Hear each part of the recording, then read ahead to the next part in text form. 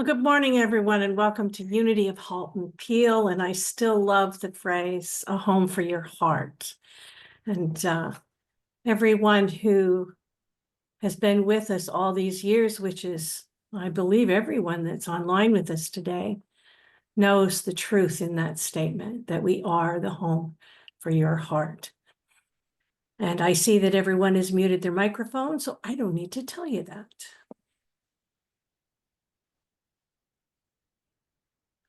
We at Unity Halton Peel are blessed with an abundantly thriving community, and that is our affirmation. It is done. Let it be so, and so it is. Our mission is to lovingly inspire transformation and be of service to the world. So these are we doing all of the affirmations, Wendy? In a couple minutes. I sent you the script in your phone. Oh, all right. So I am love. February, my thoughts, words, and actions reveal my loving nature.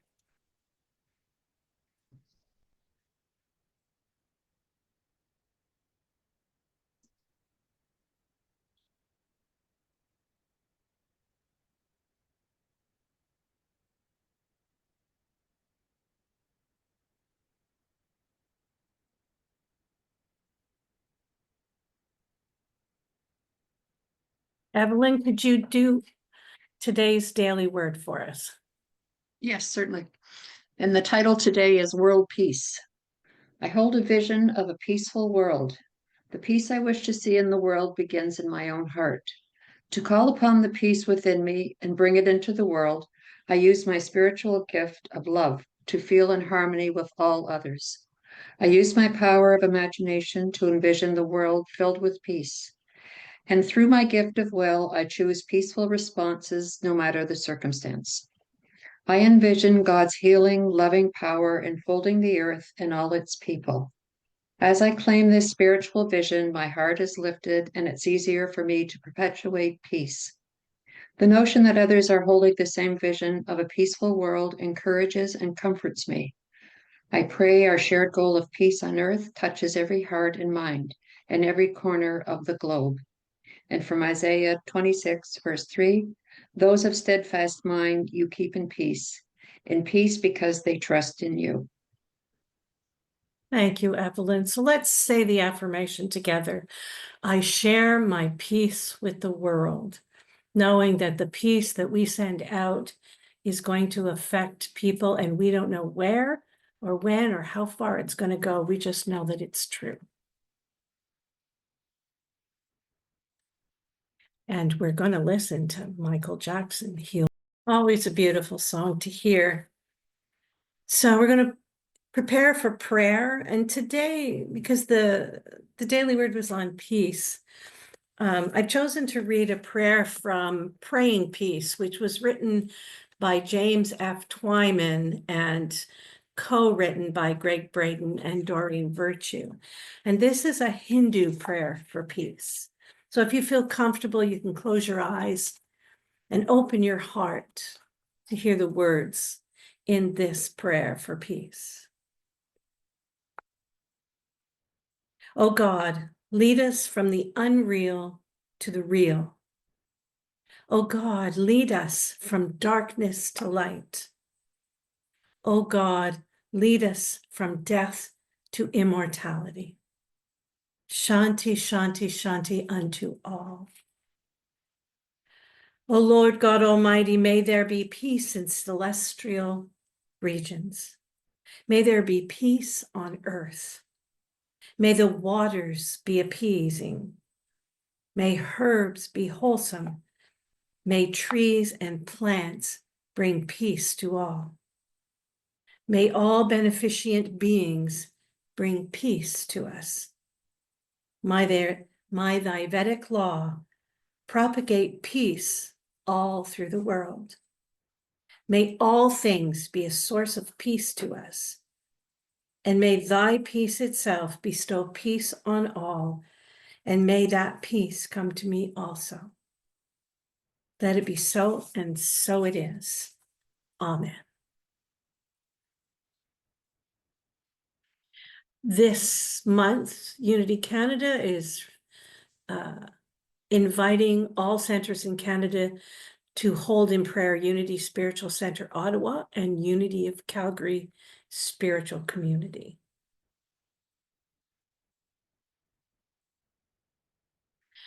So, February affirmations. Inner peace. My thoughts become still in the state of peace. Love. Love is my name and compassion is my practice. Wisdom. I embody divine wisdom. Prosperity. I am a channel for the flow of abundance. Health. Centered in wholeness, I am healthy. So it's my pleasure to welcome Reverend Dr. Jane Simmons back with us. So nice to have you, Jane, and we're looking forward to your talk this morning. Thank you, Debbie and Wendy, for the support this morning, and to all of you for being here. I know many of you are snowed in, and yet here we are able to connect online, which is such a gift. And I want to make sure everyone can hear me okay. I think the last time I spoke, some people couldn't, and I've turned up my microphone, so if I'm blasting your ears right now, I apologize for that, but you can turn me down. I just want to make sure that everyone can hear okay. Because I'm delighted to be here with you. I am just delighted to be here to share with you on Valentine's weekend. What a great time to be with you all. I can't think of a more wonderful time to talk about our true loving nature, that we are divine love. But I want to begin with a Buddhist proverb that says, the only Zen you'll find at the top of the mountain is the Zen you bring with you. And that's because we carry our Zen, our divine essence, everywhere we go. My talk title is Divine DNA. We're going to be talking about Unity's second principle today, namely that every single one of us is an individualized expression of spirit. And if God is all there is, one presence, one power, how can we be anything but divine? There's only oneness, and we're all a part of it. So here's the happy news for us. At our core, every one of us has an innate goodness. No matter what we may have done in the past, no matter what the outer appearance might say, there is an original innocence. It's the virtue of humankind, the divine love of spirit that we transport around the earth, if you will. And I love this, the opening song that we had, that the world we once believed in can now be revealed. I'm paraphrasing what the words were, but just that idea that when we bring our divine DNA into the world and we share it, we can now be part of creating a new paradigm of living. And I think the time has arrived for us to be doing that. I really believe it. So we carry this inherent holiness with us everywhere we go, including to the top of the mountain or wherever we are. It's our divine DNA, sometimes called our Christ blueprint, if you will. That is our spiritual prototype that is at the center of our being, always, always there. Now, we may be keeping it very well hidden. You know, it might be completely under wraps, but nonetheless, our nature is such that we are divine. And we learn this early on in the book of Genesis, of course, that we are made in the image and likeness of God. We are direct offspring of divine love. Just let that sink in for a minute. All of us, direct offspring of divine love. As spiritual beings with divine essence, it is our birthright to use source energy, this divine love that is eternally flowing, inexhaustible, ever present, this joy-filled energy. And knowing this truth should send us into an ecstatic, mind-blowing, dance of strength and power and joy. But so if it isn't, why isn't it? Well, because it turns out we don't experience the truth of our being simply by proclamation, simply by proclaiming it. I mean, we start there, but there is a process. There's more of a process than that we have to be working with. So the reason why we may not yet be walking on water is because this divine flow of love can be hampered. It can get kinks in the flow, you see, and it can get blocked by things like fear, projection. We can project it onto the world, blaming, resentment, needing to be right, having limiting beliefs or assumptions that are just keeping us locked into the past, or worry. All of this will constrict the flow of our evolutionary blossoming into this greater expression of who we are. And all of this inner amazingness can get drowned out by the critical voice of the ego, or as Michael Singer describes it, the insane roommate that shares our inner space with us, right? The voice in our head is the fault finder,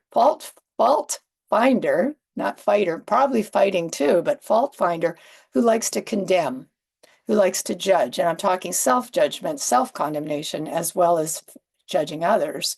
It's the critic who can do a really impressive eye roll internally, right? And who says, yes, right, I know I'm divine, but here are some failures I can show you. I'm not seeing much evidence of the divine or the infinite here. And then, of course, this voice will point out all the many ways that we are not measuring up, that we're not demonstrating being spirit in action. Do you have a voice like that? Because I sure do. It's just always very forthcoming with those things to point them out to me where I'm not measuring up. And even though it's years and years and years of doing spiritual practice, that voice can still show up. Alan Cohen writes about this issue. Maybe you can relate to what he's saying. He says it's discouraging when, in spite of years of reading self-help books with lots of bullet points, spilling your guts in therapy, attending pricey seminars, squeezing your body into awkward yoga positions, meditating atop Sedona vortexes, sitting at the feet of gurus. Despite all that, I will still call people names of hidden body parts when they take the parking space I was headed for. So, we can find ourselves still in that space. And he asked, is there any hope for us of finding peace of mind? That wonderful thing that we are affirming this week about finding and being peace. Because the answer is yes, but it takes mastering the ego as opposed to fighting it or trying to get rid of it. The ego is not a good master at all. But as it turns out, it can be a very helpful and a pretty brilliant servant. So we might start thinking of the ego as a frightened child who's been given way too much to take care of. It's way out of its league. It's in over its head. It's not equipped to be running the show. And so we want to do this kindly. We want to kindly put it under the direction of the greater mind. That's what we want to do. Surrender to that greater mind and put the ego in service to the greater good, in service of the divine presence. Can you feel the difference in that? When we do that, transformation becomes possible. Something new can emerge. But we have to really get still, quiet the mind, listen within and hear what Spirit is guiding us to do. And if we're not hearing Spirit's voice because of the volume of this frightened child, we are listening to old, ancient fear thoughts, all of them ego-based. So which voice do you want to heed? Because there's a really big difference between the guidance we receive from our inner intuitive intelligence of the heart and the frightened voice of the insane roommate taking up space in our heads. But here's the good news. The voice of Spirit is closer than our very breath, right now, right here. The flame of divinity rests in every single heartbeat, ready to be ignited. And when we connect with and align with our divine heritage, now it inspires us to lift our vision, to expand our awareness, to grow spiritually. It can bring forth a humble nobility. Those two words go together so beautifully. Humble nobility, because we're honoring our origin as a spiritual being while in this human experience, stumbling along in a human experience. There's a Serbian proverb that says, be humble, we're made of earth. Be noble, we're made of stars. We are the divine expressing in physical form. I recently read in a poem, we emerge from the slime and the sublime. So however you want to think of it, we can get into the trap of identifying solely with the human part of ourselves, identifying with who we are, this limited identity that is not, it's not everlasting, rather than what we are, which is that everlasting spiritual essence that never leaves. You know, the great visionary Buckminster Fuller, he's one of my personal heroes. He once said this, I am 78 years old, he said, and that's, of course, he was 78 at the time. And at my age, I find that I have now taken in more than 1,000 tons of water, food, and air, the chemistry of which is temporarily employed for different lengths of time as hair, as skin, as flesh, as bones, as blood, and then progressively discarded. I think that's a very interesting way to look at the body. But then he goes on to say, we have been making a great error by identifying as sensory temporary chemistries. Each life, he says, is an eternal, individual, unique pattern of integrity, out of which flows everlasting love. And this pattern of integrity emanates from our hearts. That's what we are, a unique pattern of integrity emanating from the heart. Can you just try that on for a moment and see how that feels? Because who we are varies. I mean, we can be sons and daughters and mothers and fathers and co-workers, sisters, doctors, friends, secretaries, electricians, teachers, students, politicians, all those things. Who we are is temporary. I know someone, every time he's asked the question, what do you do? He says, when? You know, it changes. So we might define who we are as our earthly persona, our physical identity, our personality, and it can be different from moment to moment. But by identifying with that which is temporary, we can come to believe that we are those egoic labels and roles that we believe ourselves to be. We can take those on and think that's who we are. But the ego lives in a world of separation. It does not easily recognize the divine in expression. It misses the interconnectedness and perceives only separate bodies. The Course in Miracles tells us when we look at each other through the eyes of the ego and see only bodies, it's like looking at a frame with no picture inside of it. You know, we're missing the reality within simply by focusing only on the outer appearance, who we are, instead of really seeing each other, the truth, what we are. You know, I read an article about a man who was arrested in the Netherlands, and they found him in possession of 29 Nigerian passports, 30 British passports, 74 Dutch work permits, 12 British driving licenses, 18 birth or death certificates, 2 British student cards, an international driving license, and 20 forged checks. Now, at the time of the writing of this article, he had not yet been conclusively identified. There were so many identities. This man really had an uber identity crisis. But the limited identity, who we are, changes. It can just change all the time. What we are, however, never does. It never does. It's our divine essence eternally shining from within us, no matter what we cover it over with. I love the Hawaiian spiritual tradition that teaches every child that is born into the world is like a bowl of light, containing the radiance of heaven. I just love that. And what they say is if rocks are placed into this bowl, that light of original blessing is hidden. Rocks like fear, guilt, unworthiness. I mean, these are some of the boulders that obscure our true brilliance. And these rocks will weigh us down.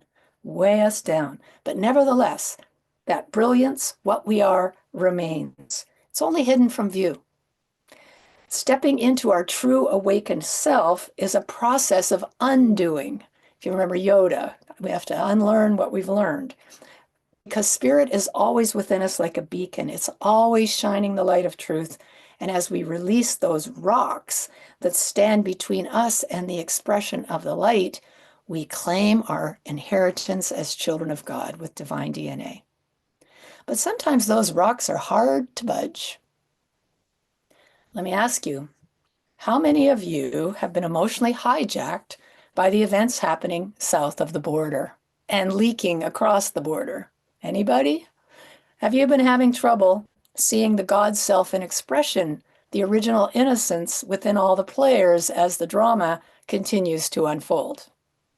Regardless of your political views, have you put yourself through the mill as you're watching it develop? Because I sure have. I sure have. And you might say this was a rather inconvenient time for me to be teaching that we are all interconnected expressions of the one presence. And yet, in New Thought, if our foundation principle is there is only one presence, one power, therefore nothing and no one can be against me, then that is true even when it's not convenient. And that means that none of what's happening here is against me. But it has not felt that way. Not at all. I find myself emotionally churning inside, feeling anger, disgust, fear, incessant worry, waking up at 3 a.m., fretting about the rights of women and LGBTQ loved ones and immigrants, and stressing about democracy being in peril, feeling anxiety about the ever-widening polarization that's happening, and wondering whatever I can do about that. And then I sprinkle in a few fears about Russian trolls and Chinese hackers, racial injustice against people of color, and just for good measure, some environmental fears and issues. All of that swirls around my psyche at 3 a.m. Consequently, I've been doing a lot of wandering in the wilderness, a lot of it, hoping to find the promised land somewhere in here, you know. Somewhere in this manure, there's got to be a pony, one of those kind of deals, if I dig deep enough. But wandering is part of the process. And we don't want to use a spiritual bypass to stop that, right? All those fears, all that worry, I don't want to just shove it down and pretend like, oh, everything's fine, nothing to look at here, all's well. That kind of, Pollyanna thinking is not authentic. I need to feel those feelings that I'm feeling. I need to not have an emotional or spiritual bypass. Because here's why. In this relative realm that we physically live in, stuff is happening. It is happening. So in the past few weeks, I have been wallowing in my upset. My poor husband has had to help, listen to me ranting and raving and saying, I can't wait to get to Canada this week. I can't wait, some sanity. But then I had this talk to write about how we're all God. And as it turned out, even though it seemed very inconvenient, it was exceptionally timely for me.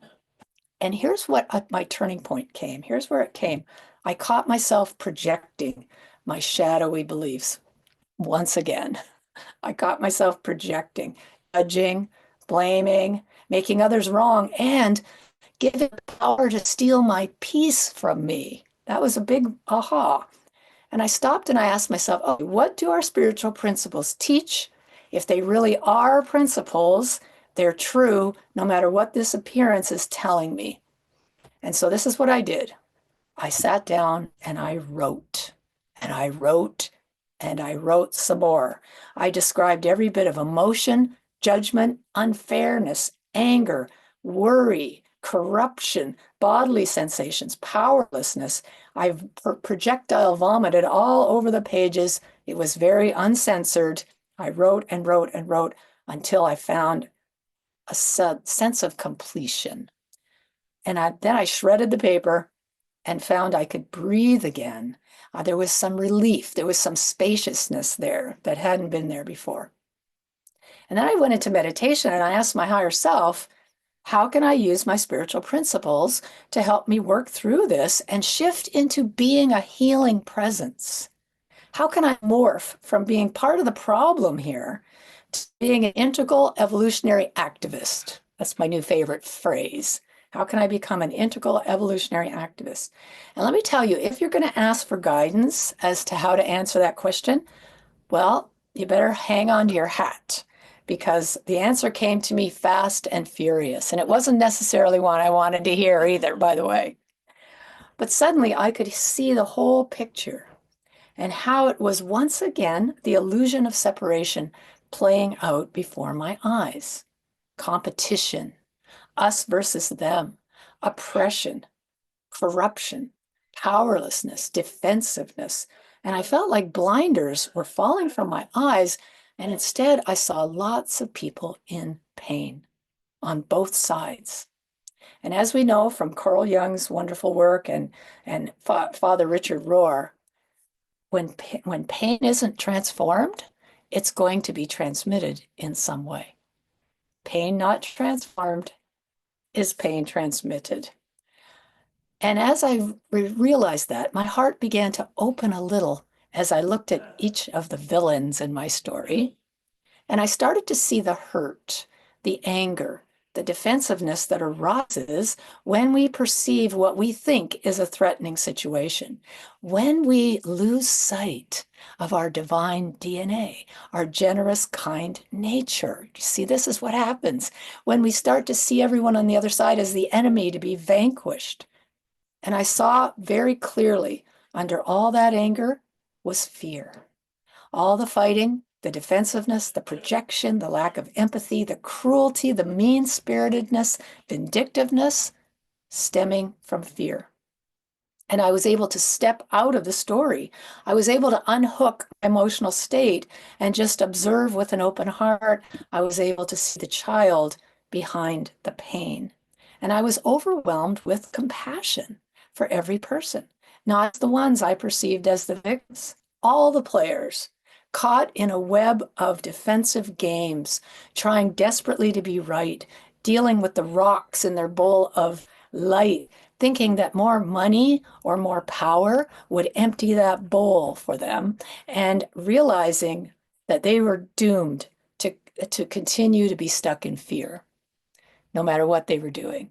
They weren't going to heal what was behind the behavior. And as I shifted my perception, widening my circle of compassion, I felt the most immense power emanating from my heart, lifting me, carrying me. If you remember the Grinch's heart growing 3 times its size, it was like that.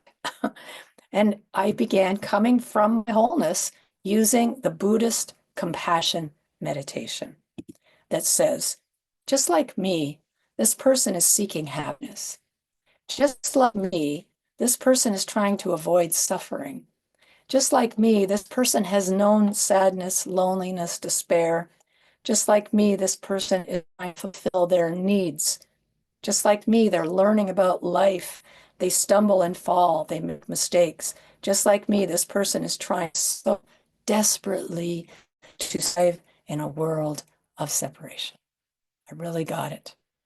And I stayed with that until I found the gift in it for me, which was beyond reactivity, my own reactivity, my lashing out, my projections, seeing through the unconscious behavior, seeing the core self, the authentic beingness, discovering the power of the divine.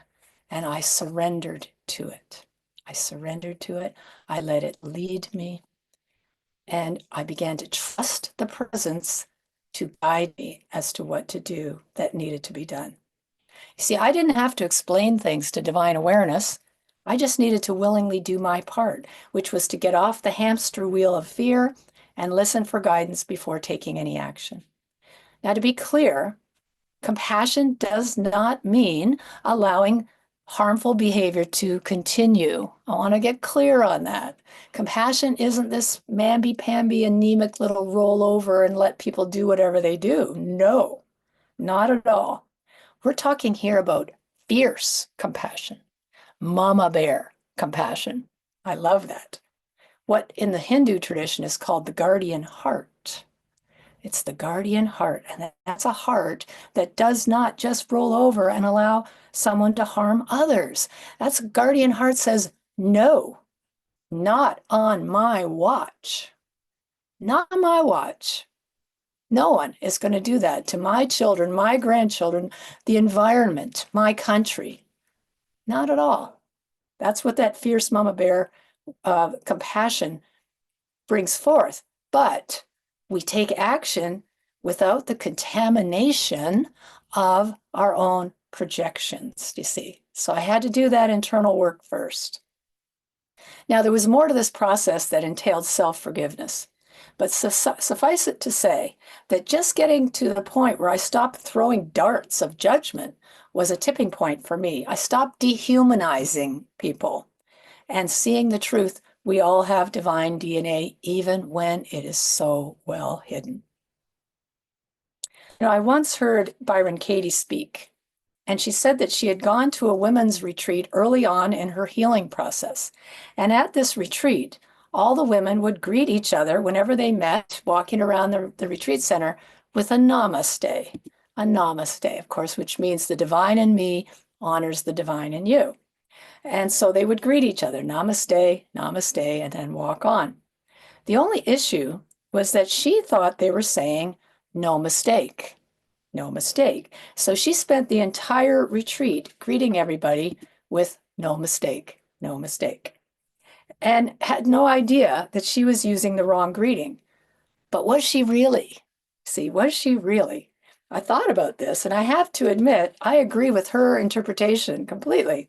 When we look at each other and we see the beauty and the reality, we are not mistakes.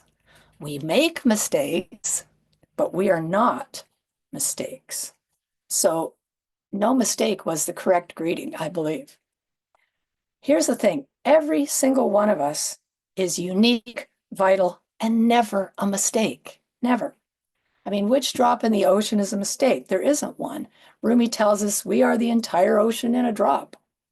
So step into your humble nobility and know that since the beginning of time, there has never been another like you. No one has your smile, your face, your voice, your hands, your handwriting, your taste in clothes, your food, your music, your art. No one sees things just like you do. No one laughs like you, cries like you, talks like you, walks like you, thinks like you, has your set of abilities, your combination of talents, ideas, feelings. No one. You are a rarity. And as Eckhart Tolle says, you're the universe expressing itself as a human for a little while, temporarily. And we don't want to squander this opportunity. I mean, I don't want to look back on my life and regret what I did not do. So many people, when they're diagnosed with a terminal illness, have shared that's the moment when they truly began to live. At a commencement speech that Steve Jobs gave at Stanford shortly after his cancer diagnosis, he said, remembering that I'll be dead soon is the most important tool I've ever encountered to help me make the big choices in life. And he goes on to say, because everything else, external expectations, pride, fear of embarrassment, fear of failure, these things just fall away in the face of death, leaving only what's truly important. And those things he mentions are egoic dynamics: fear, pride, embarrassment, failure, all ploys of the ego designed to keep us small, designed to keep us being the caterpillar telling the butterfly, you've changed. I can't be with you anymore. You've changed far too much. The musician Pablo Casals suggests we should all be taught from birth of our uniqueness and our value. Don't you agree with that? And he adds, you know what? We must work, all of us, to make this world worthy of its children. Make this world worthy of its children. And that includes all of us, no matter what our chronological age is. We are offspring of the infinite presence of God, and each a marvel, unique, priceless, wondrous, unrepeatable expressions of the divine. No mistake. And so it is. And so let's take a moment and really sink down into that truth. Sink down into that truth. I love one of today's affirmations. Love is my name. Compassion is my practice. Love is my name. Compassion is my practice. The truth is, every single one of us is love in action. So as we move our attention downward in the body and we focus on the heart center, you can put your hand on your heart if you choose to help you connect with that heart space. And just begin to follow your breath in and out.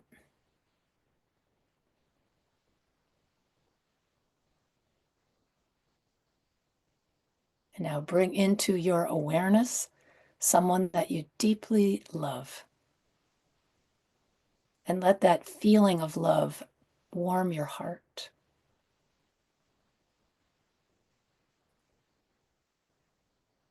Feel love expanding and radiating. Feel your heart growing 3 times as large.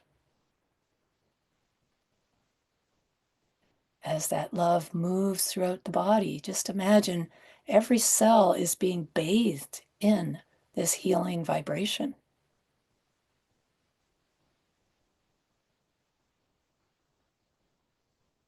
Feel your aliveness and let it express outwardly from your body as we create an energetic field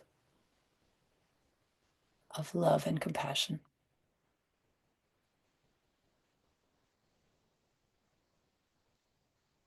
We surround our earth with that love and compassion, knowing that each one of us is here to be an expression of the divine in action, to express that divine essence and to share it with the world. Inexhaustible energy that emanates from the heart. Each of us a unique facet of the one. Individualized expressions of the interconnectedness of life itself.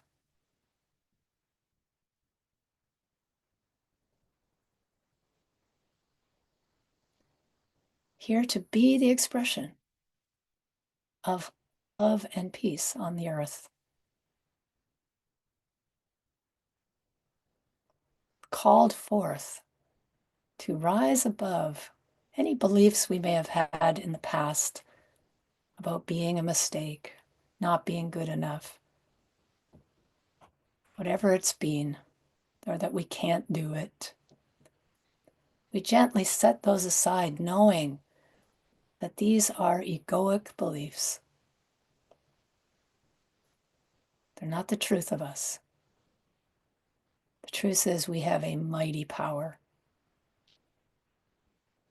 And as we allow Spirit to guide us, to nudge us in the direction, to show us the way, then we become the avenue through which the infinite expresses on this earth.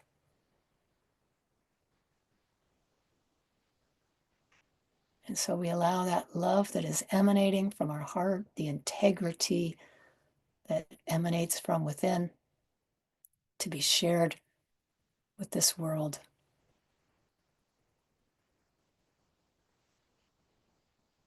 All of those in need of prayer support, we surround and enfold them with our loving embrace. All those who are suffering,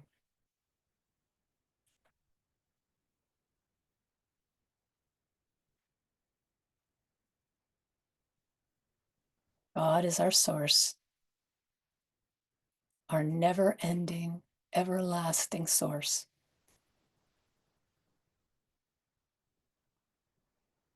and the truth of who we are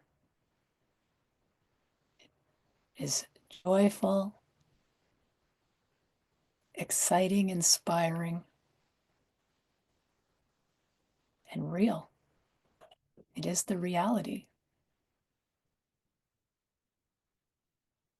And so we take a breath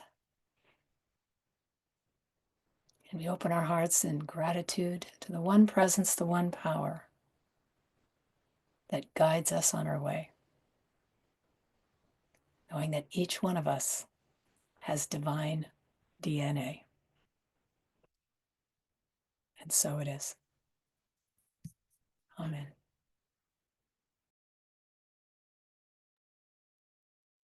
Thank you so much, Jane. There's a quote, and it's from one of the masters, but I can't remember off the top of my head which one. It might be Rumi, but it might not. And he says, compassion is the doorway that leads us to the truth. And in those 4 statements that you shared with us, just like me, this person is seeking some happiness. Like those 5 questions are all about connecting with that compassion within, which is also connecting to the divine within in order to see the truth. So lovely, really enjoyed your talk. Thank you so much. And I'm speaking next week, so you really preambled what I'm going to talk about next week, which neither one of us knew. So thank you. I'm doing letting God be God as you. So a lot of what you shared is leading me right into it. So I'm grateful to you for that as well. Now I believe our next we're going to have another song from Daniel Namod. I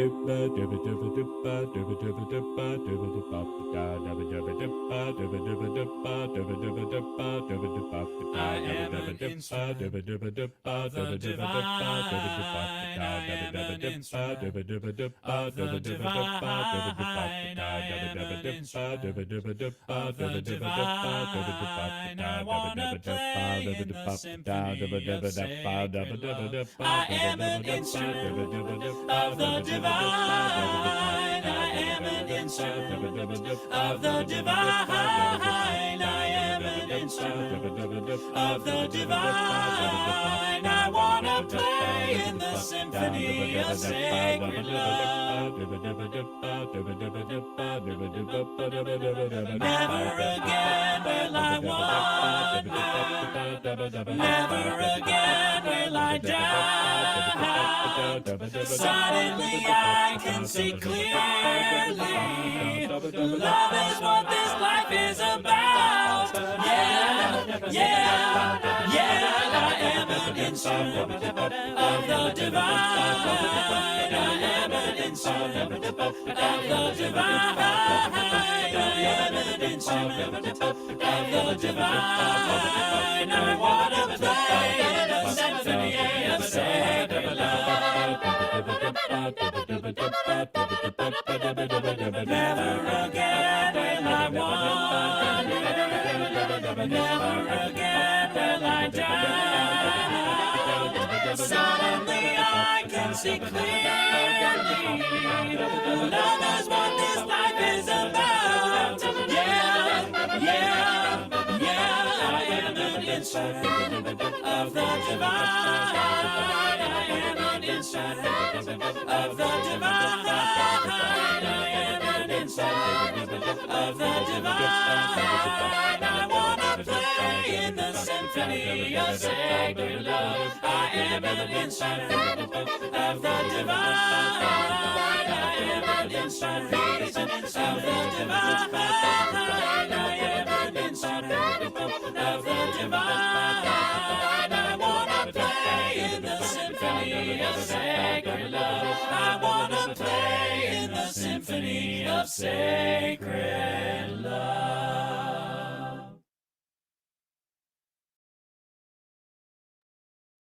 That's the first time I've heard that one.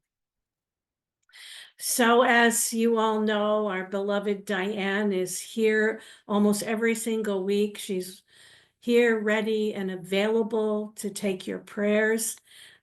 She always puts her email in the chat, but it's also on the slide. She takes your prayers, then she sends them to the prayer team from Unity Halton Peel, and we pray over them for 30 days, and then they're sent to Unity Worldwide Ministries, to Silent Unity, where they're prayed for another 30 days. And I just want to invite you to ask for prayer for when you're happy and you're joyous and you're full of zeal, not just when you're in need, because we could spread that joy and peace further through prayer. And if you're looking to send a love offering, you can do that through Interact at accountingunionhaltonpeel.ca. You can send a check to Unity Halton Peel, or you can make a donation through canadahelps.org. And if you need the information from this after today, you can find it on our website. So let's share our abundant prayer together. Divine love, now flowing through me, blesses and multiplies all that I am, all that I have, all that I give, and all that I receive, and is a blessing wherever it goes. And of course, we are so grateful for the donations that we receive. We are truly blessed to be able to continue online, and who knows what the future holds, where Unity Halton Peel's going. But I have a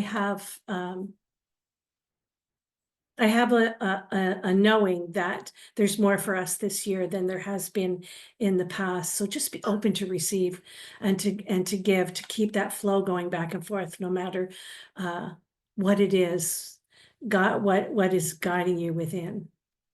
And of course, Eden Food for Change is one of our outreach programs. They do such amazing work in our communities. Coldest night. So they're doing a walk on February the 22nd. So that's next week. And our beloved Mona is going to be walking. If you want to make a donation towards this specific event, you can send that to Unity Halton Peel and just state that it's for the Coldest Night walk. And we're going to support Mona in that. And if you're joining for the first time, you can sign up for our newsletter on our website, and it's just showing you there where you can find it on the website. And you get me next week, you blessed people.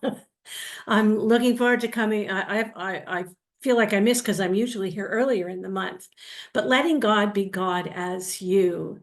So, you know, we see the Christ in others most of the time. And do you see the Christ in yourself most of the time? So that's what we're going to focus on next week. And then we get Wendy the following week. I am guided. So we enter the season of Lent. Wendy will share spiritual tools around this month's theme.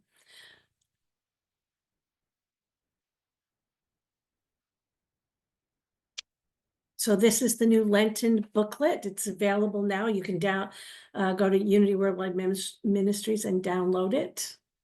And It's, I believe, also available at Unity Canada's website. oh, perfect. I should have known that.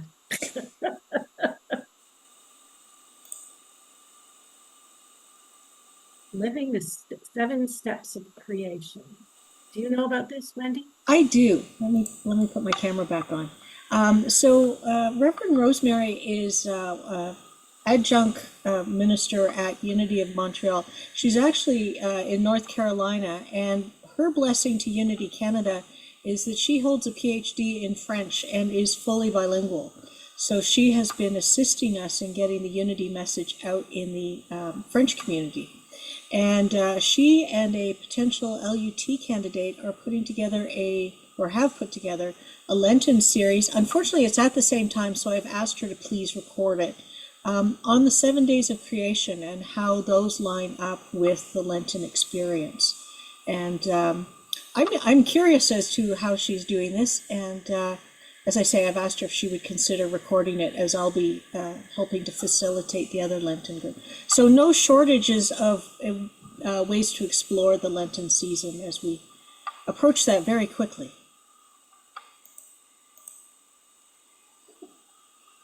All right, our annual general meeting is going to be held Sunday, March 30th, right after service. So all the information from your board will be sent out a couple of weeks before. And if you have any questions, you can contact any of the members of the board before the meeting. And it's too bad that we can't do it in person, because I always loved the food at our AGMs. It was always better than the rest of the time. So maybe we should just bring our own lunches while we're having it. And Unity Canada conference, it's really exciting.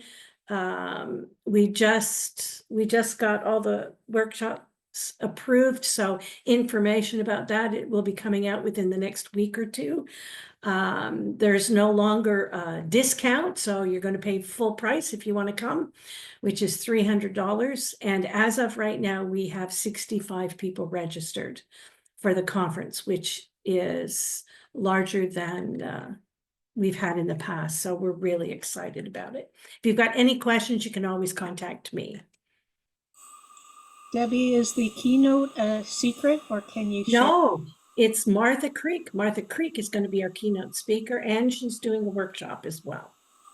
And no, that's good enough. Don't use up all your teasers. No, we've got a few. So together, let's bless the children. Children and youth of Unity and of the world. We love you, we bless you, and we appreciate you just the way you are. And I am grateful for all children. And together we'll do the prayer for protection.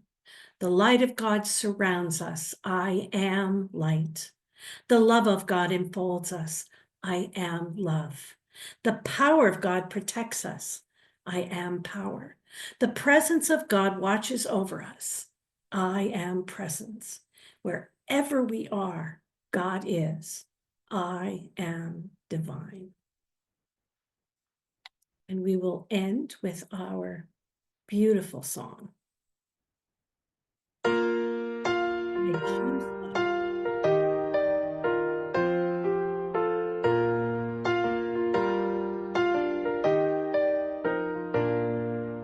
Peace in my life is growing because I choose love. Love's always present, it's what I'm made of.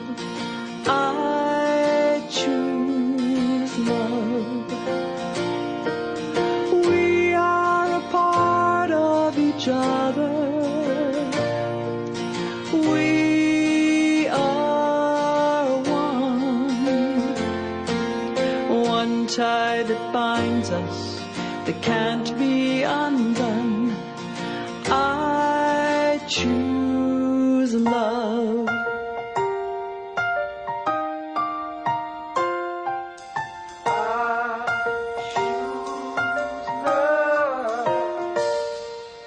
Peace in my family is growing because I choose love. Let love be present, it's what we're made of. I choose love.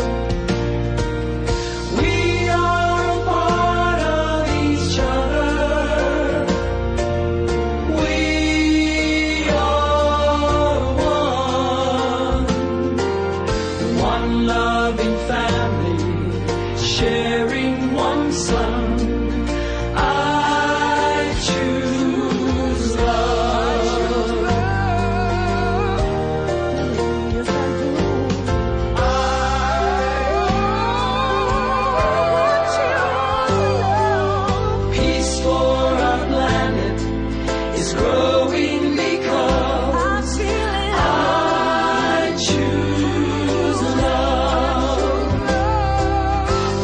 love be present.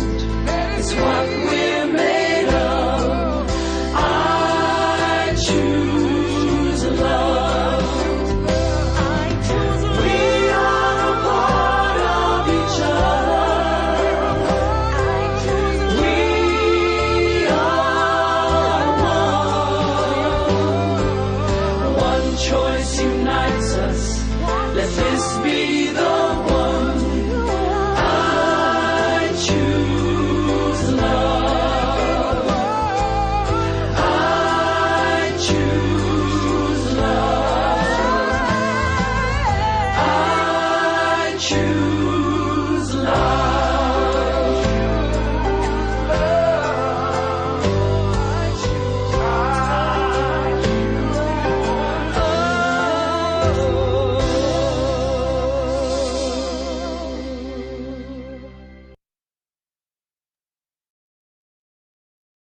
So thank you all for joining us this morning, and thank you whoever joins us after this morning to watch the wisdom that's coming from Reverend Dr. Jane.